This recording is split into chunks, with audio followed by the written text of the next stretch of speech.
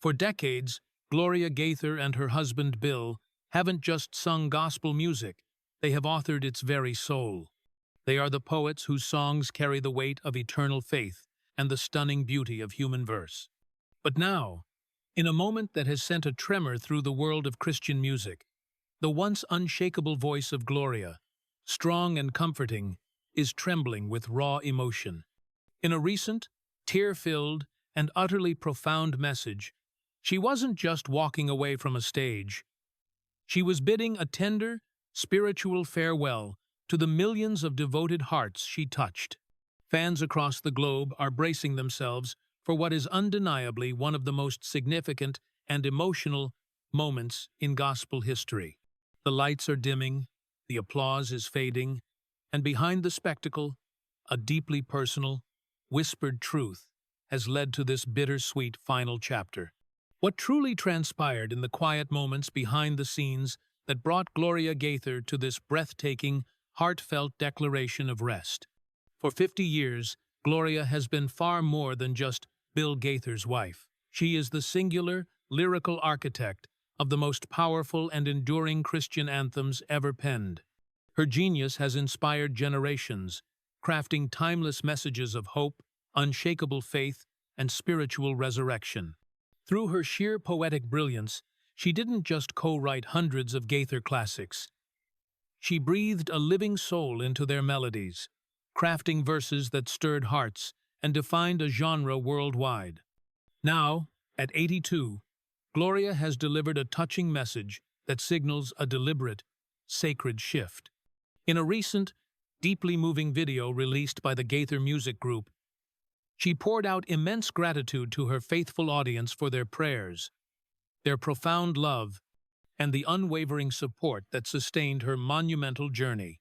With a voice softened not by weakness, but by a flood of emotion, Gloria began her message by describing a gentle, undeniable tug on her heart, a divine whisper, confirming that it was time to move into a quieter, more reflective chapter of her life. Though she refused the finality of the word retirement, the message was crystal clear. She is surrendering the public performances and the demands of massive events. Her new focus is family, profound writing, deep spiritual reflection, and the quiet, peaceful existence that stands in stark, beautiful contrast to the unrelenting whirlwind of tours, concerts, and ministry that has consumed her life for decades. Gloria Sickle, born on March 4, 1942, in Michigan, came from a bedrock of deep Christian faith and rich intellectual values. Her childhood was a crucible of love, serious education, boundless literature, and music, the very elements that would later shape her entire, eloquent worldview. Even as a child, Gloria possessed an extraordinary gift for language. She devoured poetry, authored eloquent essays, and understood the explosive power of words. She pursued this passion at Anderson University, a Christian college in Indiana, where she studied English, nurturing the intellectual and spiritual foundations that would underpin her historic songwriting and ministry. It was at Anderson that Gloria met a dynamic young music teacher, Bill Gaither. What started as a professional collaboration soon ignited into an undeniable spiritual connection. Bill was already on his musical path with the Bill Gaither Trio, but when Gloria entered his life, the trajectory of Christian music changed forever. Their shared devotion to faith and their creative fire fused them into a partnership that was destined to redefine their genre. They married in 1962, forging a creative and romantic alliance for the ages. While Bill launched his full-time music career, Gloria dedicated herself to teaching English at Alexandria High School. But a gift of her magnitude could not be contained. Her exquisite poetic sensitivity and raw emotional depth began to shape the trio's sound. Bill would compose the unforgettable melodies, and Gloria, the true linguistic genius, would breathe eternal life into them with heartfelt lyrics that instantly resonated with millions. One of their most iconic works, Because He Lives, was born not in comfort, but out of a storm. The late 1000 960 seconds were a period of national agony, Vietnam, civil unrest, and societal fracture. While anticipating their third child, Gloria and Bill were consumed by a visceral fear about the world their baby would inherit. Bill was physically and emotionally spent from touring, and Gloria's heart was heavy with existential worry. In the absolute eye of that storm of doubt, Gloria did the only thing she knew. She turned inward to prayer. In the subsequent profound stillness, a divine peace and renewed fierce trust in God's promise descended upon her. It was in that moment of surrender that the monumental words of "Because He Lives" began to flow. The lyrics, forged in the heat of pain and unwavering faith, became an immediate lifeline for millions. Released in 1971, the song exploded worldwide not merely as a hymn, but as a thundering testimony of hope in the most uncertain of times. This song was the turning point. It transformed Gloria's standing within the Gaither legacy. She stepped out of the shadow of quiet partner to be recognized as one of the most profound, essential voices in Christian songwriting, a woman whose words could reach the deepest, most guarded corners of the human spirit. Despite monumental fame, Gloria remained radically grounded, writing not just hit songs, but deeply spiritual devotionals, books, and essays filled with penetrating insight and boundless compassion. Together, she and Bill penned over 700 songs that are still sung in churches globally today. The secret to Gloria's power was her unique gift for fusing sophisticated theology with raw, relatable human emotion. She wrote not from a distant pedestal, but from the messy, beautiful trenches of life, capturing the joys, the doubts, the sorrows, and the triumphs of everyday existence. Her lyrics spoke of motherhood, of enduring faith during hard times, and of the deep complexity of love and loss. From the 1,970 seconds onward, as the Gaither vocal band rose to prominence and the iconic Homecoming series became a worldwide phenomenon, Gloria's invisible influence shaped every note and every soul-stirring moment. Even without holding the microphone, her voice, her soul, was heard in every lyric, every heartfelt prayer, and every moment that brought listeners to their knees. She evolved into a profound mentor for younger Christian artists and a sought-after speaker at women's conferences. With her serene wisdom and deeply reflective style, Gloria became a beacon in a male-dominated field. She was not merely a writer. She was a philosopher, an informal theologian, and a mother who understood the heartbreaking beauty and profound complexity of a life of faith. As the Gaither legacy exploded, Gloria's quiet strength remained the unshakable guiding force. Through her work, she redefined women's ministry, not through showmanship, but through the sheer power of truth and radical authenticity. Her lyrics carried not just music, but profound meaning, fusing theological depth with emotional honesty. She transformed complex biblical truths into simple, yet breathtaking, stories of grace, redemption, and hope. Journeys from despair to faith that felt both intensely human and intensely divine. Beyond her songs, Gloria became a quiet spiritual guide to countless women, helping them navigate faith, motherhood, and identity. Her writings offered comfort and crystalline clarity to those facing life's daily battles. She never pretended to possess all the answers. Instead, she humbly guided others toward the source of all truth. Her humility and grace have inspired generations, ensuring her legacy continues to shape the faith of millions globally. Now, as Gloria Gaither embraces this profound, quieter season, she leaves behind not just a catalog of beloved songs, but a towering legacy of wisdom, faith, and unconditional love.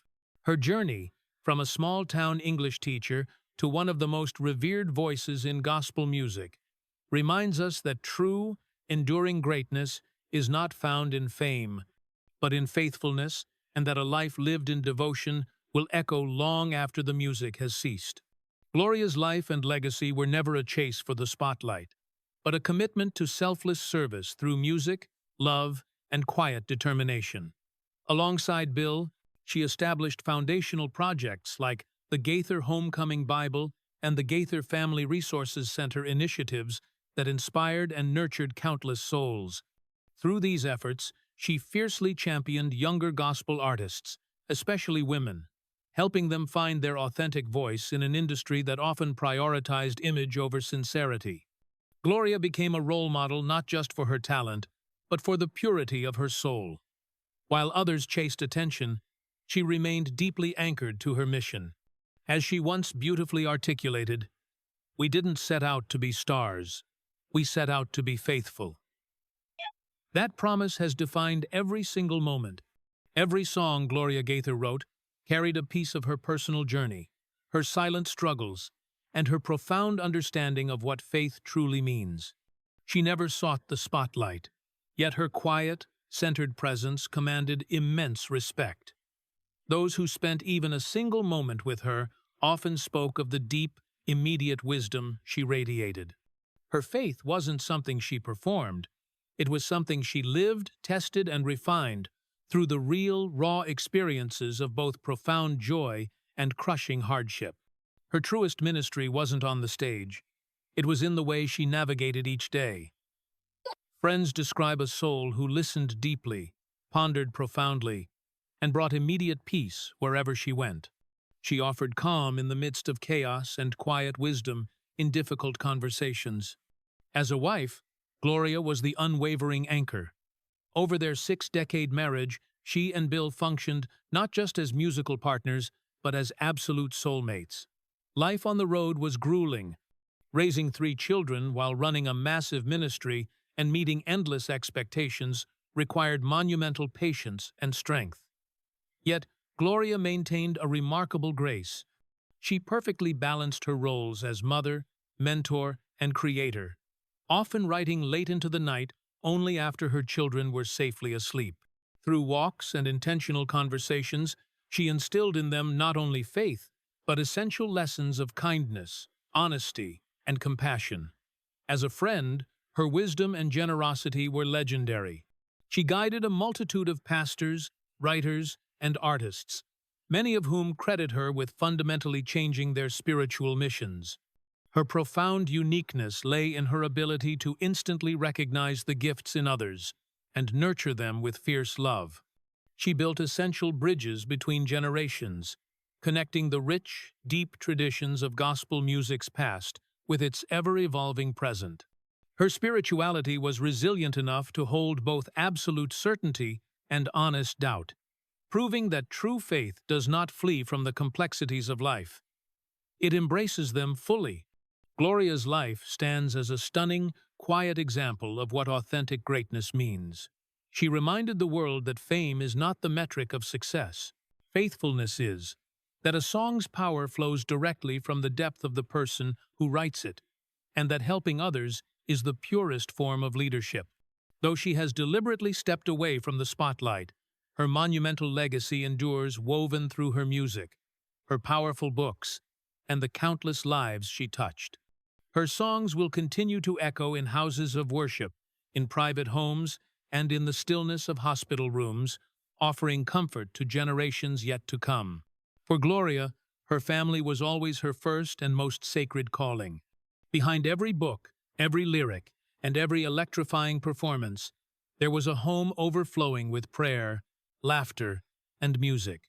She and Bill raised 3 children, Suzanne, Amy, and Benjamin, each of whom inherited her faith and boundless creativity. Suzanne, the eldest, became instrumental in the family mission, co-writing powerful songs with her mother.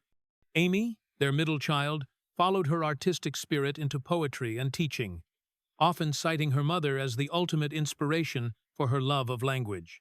Their youngest, Ben, became a producer and musician, continuing their message through modern forms of gospel expression. All 3 speak of Gloria not just as a loving mother, but as a gentle, unwavering guide who led only by example. They cherish her patience during tours, her late-night writing vigil, and her ability to transform simple daily moments into spiritual lessons. Recently, Gloria declared her sincere desire to slow down and embrace profound peace. Her family, though emotional, supports her decision with absolute sincerity. After decades of relentless service through words, music, and faith, her new desire is to listen, reflect, and simply be. Bill Gaither, in a beautifully heartfelt interview, expressed both immense pride and deep tenderness for his wife's choice, saying, "Gloria has given more than 60 years of her life to the church, to our family, and to the world. I truly believe it's time for her to rest in peace, hug her grandchildren, take long walks in the garden, and simply listen instead of always being the one talking. That is what she deserves." Her grandchildren, now young adults, pour out their love for her online, remembering her as Nana, the quiet storyteller, with a book always open and wisdom ready to share.